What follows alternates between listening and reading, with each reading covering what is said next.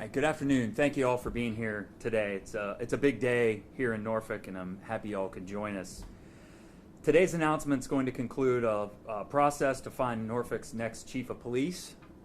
But before we get into that announcement, I do want to take this opportunity to thank the gentleman sitting here to my left. I want to thank Mike Goldsmith for his leadership over the last 12 months. Mike, I can never express my gratitude for your service. There's just no words. Not just this past year, but over your entire career here in Norfolk. With your announcement of your retirement, just know we're all going to miss you. We thank you for everything you've done, and I wish you the best on your next journey. Thank you so much. And we'll celebrate you a little bit more as the time goes. It's all good. But now moving on to the reason we're here today. Last fall, we set out with our search firm, Morrison McDaniel, to identify the individual that would become the next chief of police for the city of Norfolk.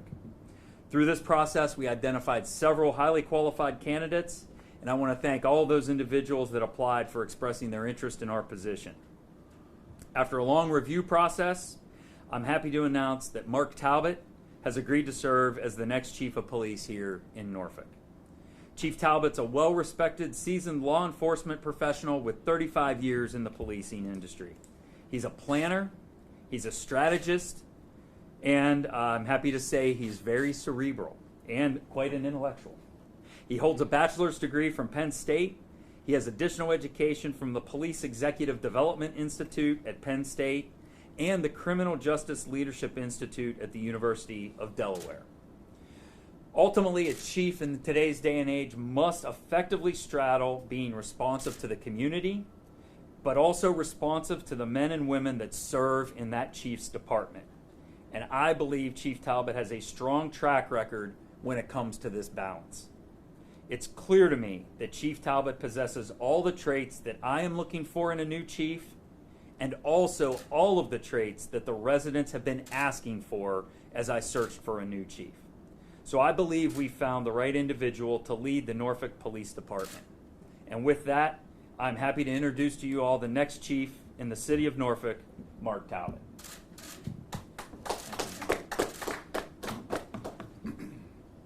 Good afternoon. This is an honor, and I couldn't be happier to be here. It is a very surprising turn in my career, frankly. It is exciting, and it's the right move for me at this point. I believe it's the right decision for the city of Norfolk. I've spent more than 3 decades studying crime and disorder and justice and fairness and injustice and marginalization and poverty. And I've dedicated my life to understanding those things and using them to help develop the right strategies to make cities safer. I believe that I can continue to help build on what is already a great organization. I believe in the capacity of great policing, and I believe in the responsibility that it forces upon us when we're doing the job. I'm leaving the city of Hampton much sooner than I anticipated, but I'm leaving with a clear conscience because I'm walking away from an organization that is strong. It is better than it was when I found it. It is fully capable of tackling the challenges that are in front of it, and it will continue to do so moving into the future.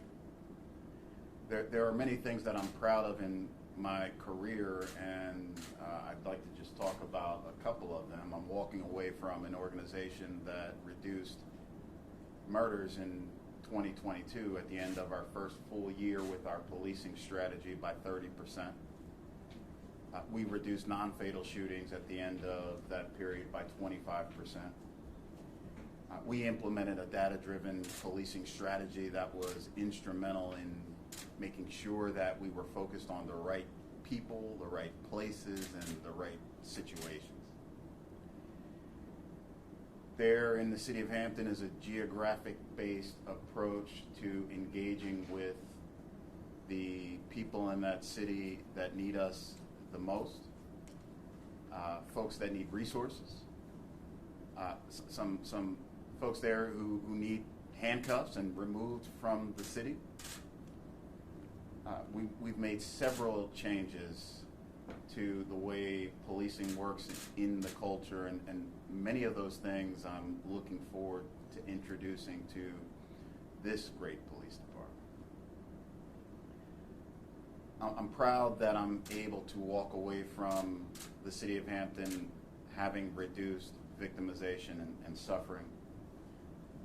And I'd like to say to everybody who has overwhelmingly supported me from the city of Hampton, from the top of city government to the brand new patrol officers that I've spoken to, and the number of residents and business owners and other stakeholders in that city who have just been so gracious in telling me how much they've appreciated the work that I've done in collaboration with the men and women from the Hampton Police Division.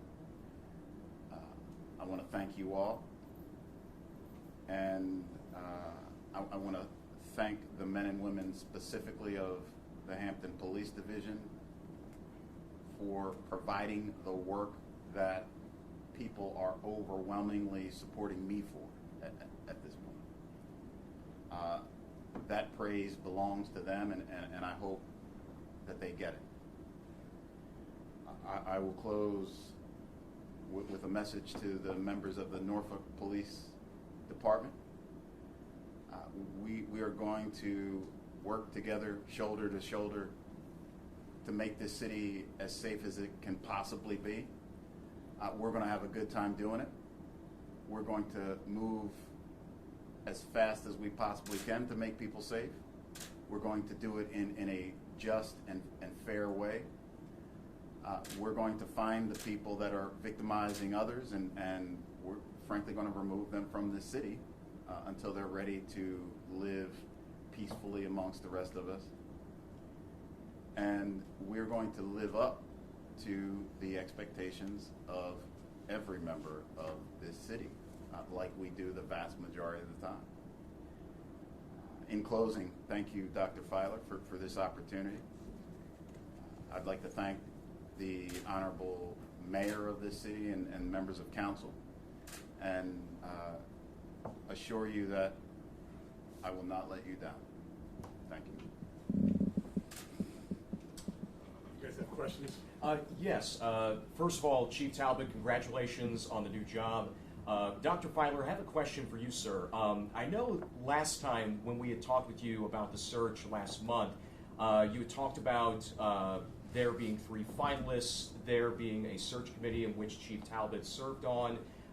So my question is for 2 parts, just if you can maybe explain the roadmap as to how we got here today.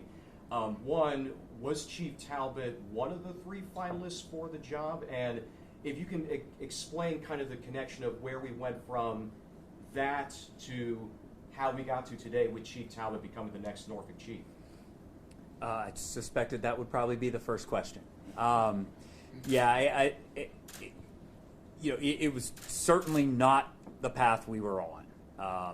Chief Talbot was not one of the 3 finalists. He was not. I think that the easiest way to explain how we're here today with Chief Talbot sitting beside me is we moved through the process.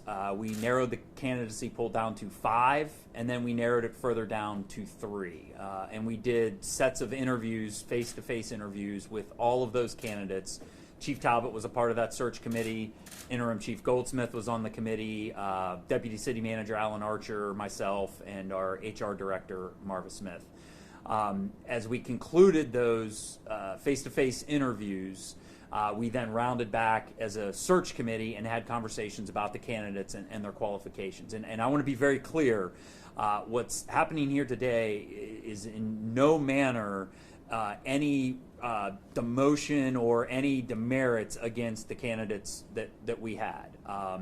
This was ultimately a decision that I made. After having all 3 of the finalists in front of us, Didn't know it, frankly, if the right person was in that pool. And so I had reached out to Morrison McDaniel, our search firm, and had a conversation about extending the search and perhaps throwing in more individuals in the applicant pool. We had conversations about that over a couple days. At that point, Interim Chief Goldsmith and I had a conversation about our path forward, and I was pretty honest with Interim Chief Goldsmith at that time that, just the interactions that I had with Chief Talbot, the questions that he was asking, the conversations that we were having after the candidates, I just said, geez, I think Chief Talbot would be a pretty darn good chief here in Norfolk. I think Interim Chief Goldsmith agreed, but neither of us obviously knew if that was an option. At that point, I called Chief Talbot and kind of told him where my head was and what I was thinking, and asked if he would be willing to be an applicant for the position, at which point he did put in his application and went through the assessment process with Morrison McDaniel. And when was the time, can you give like the day or the time frame as compared to when the city came out yesterday and said that Chief Talbot will be introduced? Like, when did this all start? When you approached him to be a candidate? So we finished face-to-face interviews, and I would estimate it was about 4 or 5 days after that when I reached out initially to Chief Talbot and told him kind of what I was thinking, and that I was not sure that my next chief was in the pool, and asked him what his intentions might be, or if this would be a position he might be interested in. Was this like a week ago, or? Oh no! We finished the interviews with the candidates, the finalist candidates, probably about 2.5 weeks ago or 3 weeks ago. Gotcha. So I felt that it was not appropriate to simply reach out to Chief Talbot and then say, "Oh, that's my guy." I mean, so really we ran this process through Morrison McDaniel, through our search firm. So Chief Talbot he applied to the Morrison McDaniel. Morrison McDaniel put Chief Talbot through the same assessments that all the other candidates were put through, did the same background checks, did all of that. And then once that process was done, I then interviewed Chief Talbot. Did the resident input that you set up or that you all set up, did that have any influence into the decision to possibly open up the search again or to go to Chief Talbot? No. So the influence from the resident survey and from the town halls that we had a massive influence, right? So our residents told us they wanted somebody that had experience as a chief. They wanted someone with experience in an urban setting. They wanted someone very involved in community policing, strong emphasis on data-driven police work. Those traits, those things that were said, absolutely sort of guided me towards Chief Talbot because I believe he epitomizes all of those characteristics. We did, the residents responded to the candidates, the 3 candidates that were in front of them. I think it's safe to say, in fact, I know it's safe to say because I looked at all the responses, there was no consensus in that. But there was also there were no community comments that said, "Oh my gosh, you can't have any of these folks." Sure. And Chief Talbot, I don't know if there's anything you wanted to speak on about when Dr. Filer approached you, just kind of what was going through your mind. You were on the search committee looking for candidates, and then all of a sudden you were approached with this opportunity. Just if you could take us back, if you'd like, just what was going through your mind when that day happened, that moment happened? Well, in my career and just generally speaking, as a police chief, you seek out cities; they don't seek you out. And when Dr. Filer called me and spoke to me about the possibility of coming to this great city, the only thing that a police chief does is say that would be an honor. I don't think you say anything different if you're a sane person. And so here I sit. The process of assessing the candidates is something that I've done many times in my career. I've never ended up in the job that I was assessing candidates for because it typically doesn't work like that. Norfolk wasn't on my mind as a city to work in. but nobody had asked me, frankly. Hampton has been tremendous to me, as you can see by the comments that are being made. It has been the best time of my career, and it in some ways I'm experiencing a lot of angst about walking away from a great bunch of men and women. But as I said, this opportunity, this city, what I've done in my career, what I understand, my skill set, this is the job that I should be doing. This is the job that I should be doing, and I'm honored to be here, and I'm looking forward to getting started, and I'm looking forward to demonstrating why I am the right person for this opportunity. You expressed a lot of love for Hampton, which is kind of where I was going next. I mean, some city officials in Hampton we talked to yesterday, they seemed surprised, but is this something that you guys were ready to more so announce now and maybe not yesterday, and just kind of this is how it all came together? I've heard, I am surprised as well. I'm surprised as well. If you would have asked me 30 days ago where you're going to be, it would not be here. So I stand with them, surprised, and right now mixed feelings because I'm still the Hampton Chief of Police. But I'm also convinced that this happened for a reason. And Dr. Fowler and I had never spoken prior to sitting down together to assess these candidates.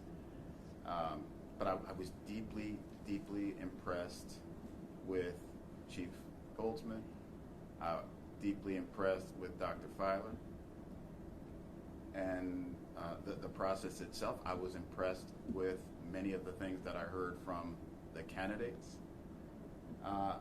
And at some point, I realized I could do the work that they needed to get done. So here I am. Now, Hampton has a real-time crime center. I know there's been talks of having one in Norfolk. Can you just talk about the impact the real-time crime center has had on crime in Hampton? Yes. So the potential impact of the real-time crime center can be realized when you have a strategy in place that can utilize the technology, right? Ultimately, every police department has more video, has more evidence than they're capable of using, and the key is always to develop a strategic approach that allows you to incorporate that technology and accelerate the strategy that's in place. So that's what we will do here. How it's been working for us in the city of Hampton is when you are positioned in the right neighborhoods and you're focused on the right people, and now you're able to leverage the technology to enhance your understanding of both the neighborhoods, the people there, the movement of cars and people and situations, and you take all of that and it'll allow you to do more than you could do otherwise. I do want to also ask you, Chief Talbot, because you mentioned about getting this opportunity to be with the city of Norfolk. When Dr. Feiler was speaking with you in the candidacy process, what was it about the city, Norfolk Police Department, that maybe drew you to it to say, this is something I need to look at and pursue?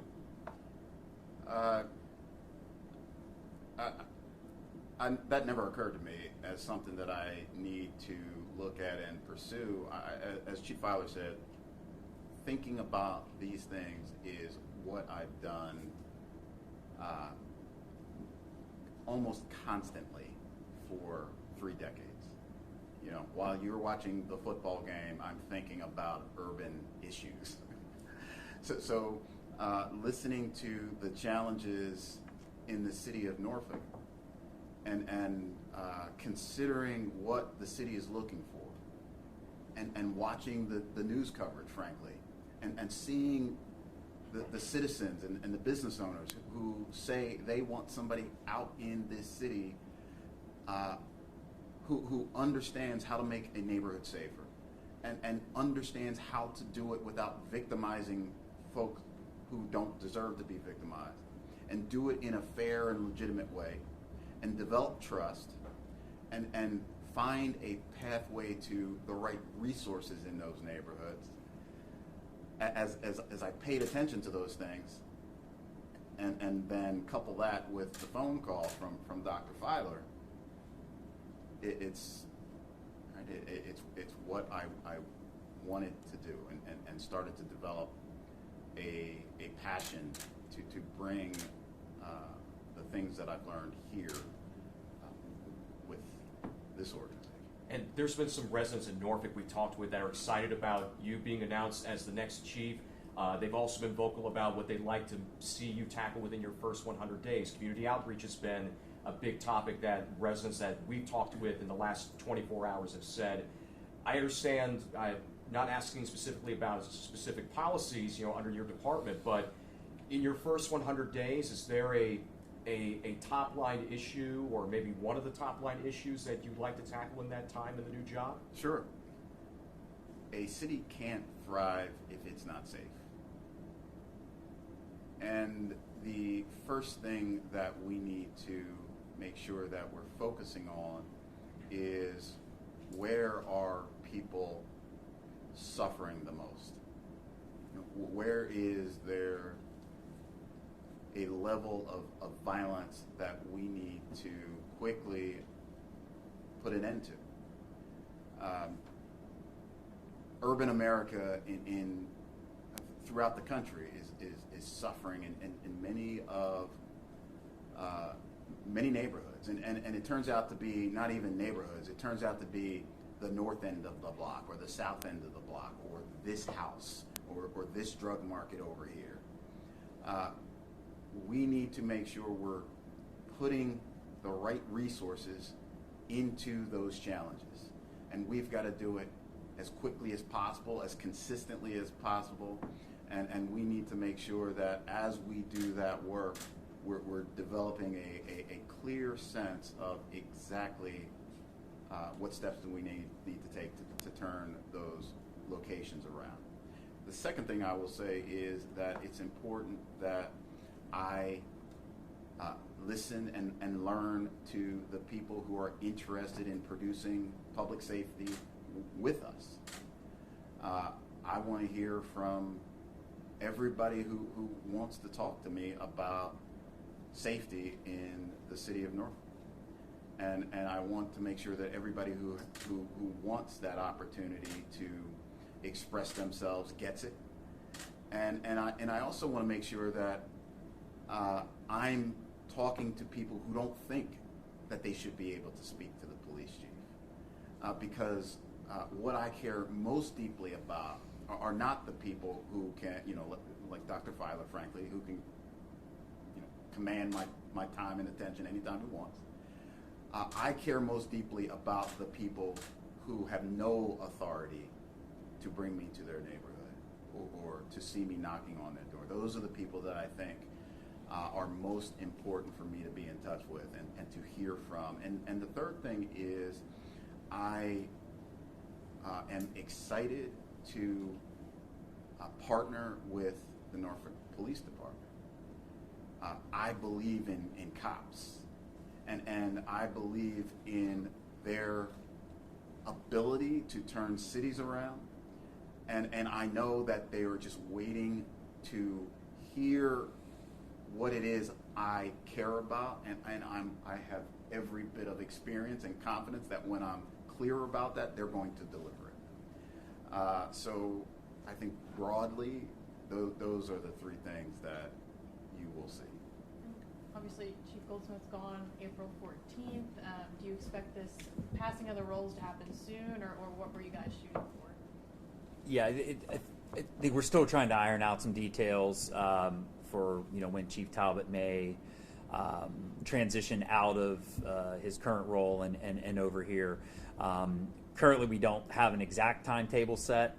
We know that right now we're shooting to have the chief on board by May 1st, but I think it's fair to say technically, I would say to the residents and to our men and women here in the Norfolk Police Department, you'll probably start seeing Chief Talbot around next week as we start to transition a little bit.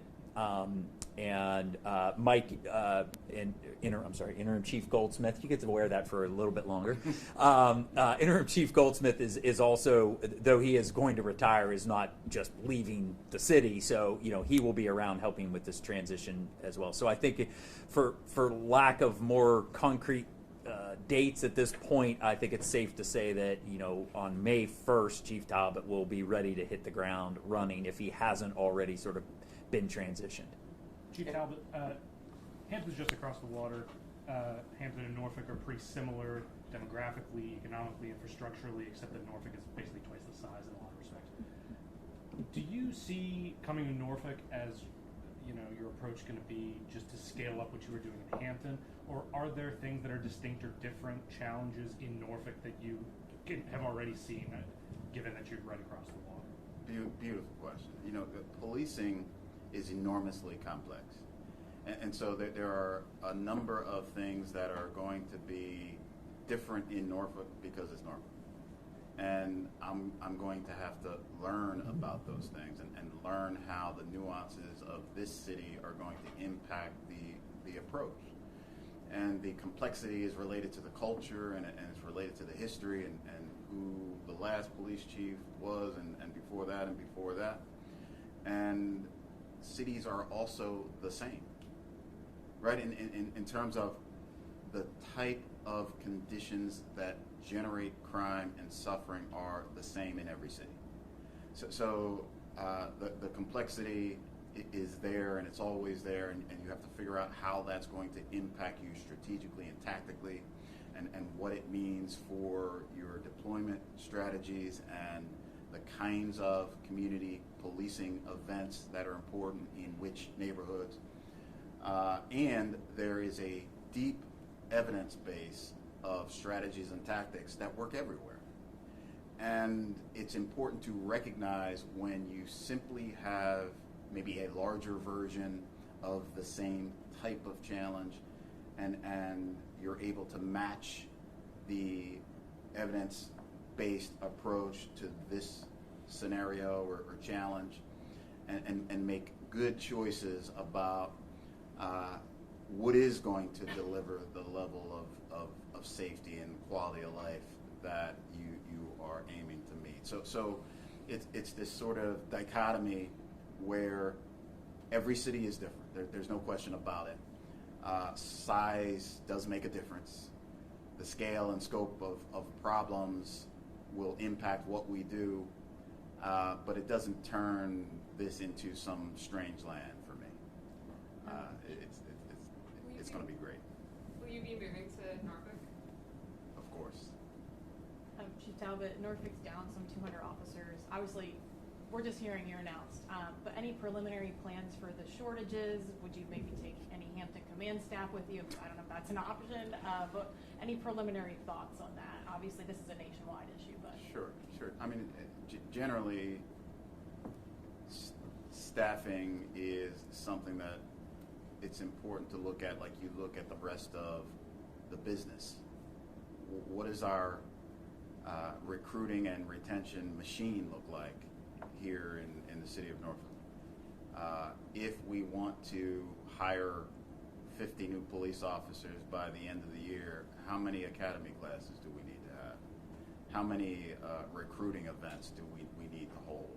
What is our effective yield from each one of these events? What social media outlets are we able to leverage into additional candidates? Where are the locations in the city where we've under-marketed ourselves, right? I think that you look at recruiting and retention in as precise a fashion as you look at crime and quality of life and how you're policing neighborhoods. You have to grab a hold of the thing, see how it's working, see where there's holes in it. Is it at the top of the funnel? Are we getting enough candidates at the top?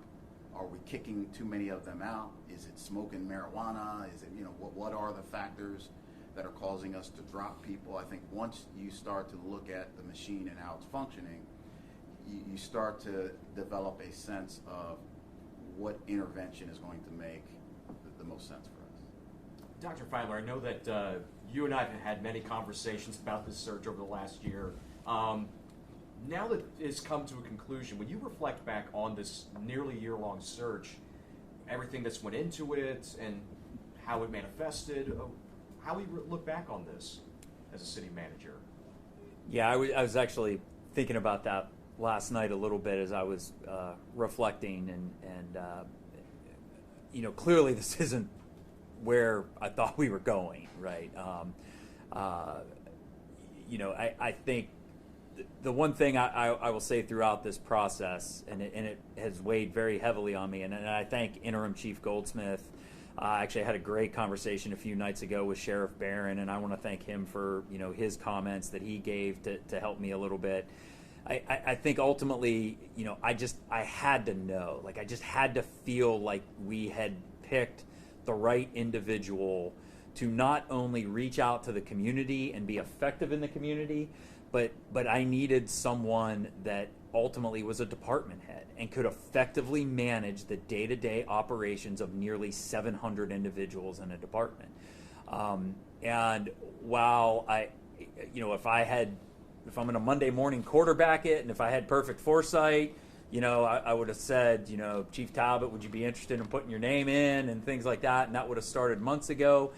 I'm going to sleep very well tonight knowing that the right individual is going to be the next chief of police in Norfolk. It may not have gone down the way we thought it was going to go, but I know we made the right decision.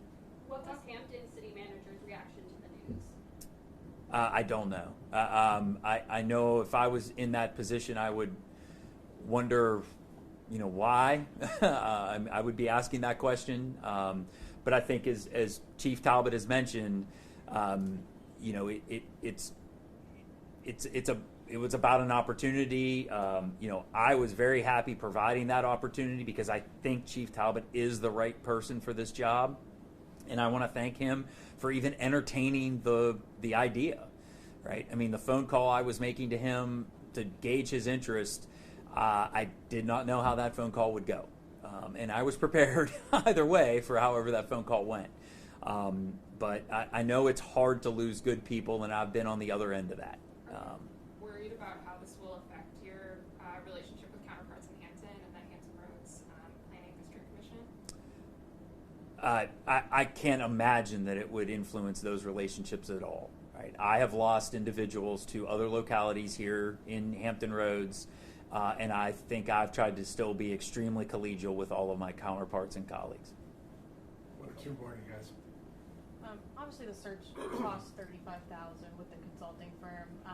What do you think of the use of that money? Is there any left? But I don't think you would have gone any other way. You were going to start with the consulting firm. Yeah. So, and I think it's important to be clear on that. So, what Morrison McDaniel provided for us was more than just giving us a list of candidates, right? I mean, the reason we selected Morrison McDaniel from that RFP process is because they have a proprietary assessment program that they use for executive candidates for these things. And I do not regret bringing Morrison McDaniel on. In fact, Chief Talbot himself went through that assessment process, as did all the other candidates. And really, that is a process I do not have the skills and capability to do. Interim Chief Goldsmith doesn't have, even though he's been through those processes, he doesn't have that. So I do not regret bringing Morrison McDaniel on. It still proved important. And in fact, they still had a very important role to play at the end here because when Chief Talbot became an actual applicant and candidate, he went through all the same process that everybody else went through, albeit maybe 2 months later than the others, but they were still instrumental in giving me the confidence and the assurance that I was making a good decision. Last one. We got any more? I was just going to say, following up too, going to selecting the candidate that was on a search committee for a police chief search. Dr. Filer, is that an uncommon, or does that happen in a lot of municipalities for different searches from your experience, or if Chief Talbot, if maybe from your experience in law enforcement, or Air Chief Goldsmith, you wanted to weigh in on that? Is that a common practice? Has happened before? Or I can't really speak to that, and definitely not in the law enforcement world. I mean, I think in the world of, in the world in D.C., I know that this has happened, where you have folks on a vetting committee that end up being the Secretary of Transportation or something as their vetting candidates to be that. In this situation, I felt like I clearly wanted to tie off the process that we had gone through, and that's why rather than even entertain something like this or approach Chief Talbot, it was 5 days after all of the interviews had concluded before I had reached out to Chief Talbot, and that was because I wanted to be sure that I just didn't feel it right, that I didn't think that I had in the candidate pool the person that was going to be the next chief. And then, as I mentioned that to Interim Chief Goldsmith. We talked about it for a couple days, and then ultimately made the decision to reach out. So I don't know if it's common. I have seen it happen, but yeah. I think you had one more if you wanted to take the last one. Yeah. Will we find out who the candidates A, B, and C were? And then we got to see answers from those candidates to certain questions. Have you answered the same questions, and could we see those answers? So we will not be releasing any of the names of the candidates that were in the pool. I was going to be respectful of that. I had that request. We did have individuals in there that were assistant chiefs and deputy chiefs and sitting chiefs, and so I think out of respect for those individuals, particularly now that they are likely to remain where they are, I'm not going to release any of those names. As far as the answers to the questions, yes, Chief Talbot did have that verbal interview with Morris McDaniel. Not sure we have it written, but I can check with Morris McDaniel as if to whether or not we might have a transcript from that interview. But in my interview, the very first questions I asked Chief Talbot were those 4 questions. But that was all verbal. They were not written at that point. All right, guys, we appreciate you guys being here. This is going to end the press conference. Thank you guys for the coverage. Thank you all so much. Appreciate it.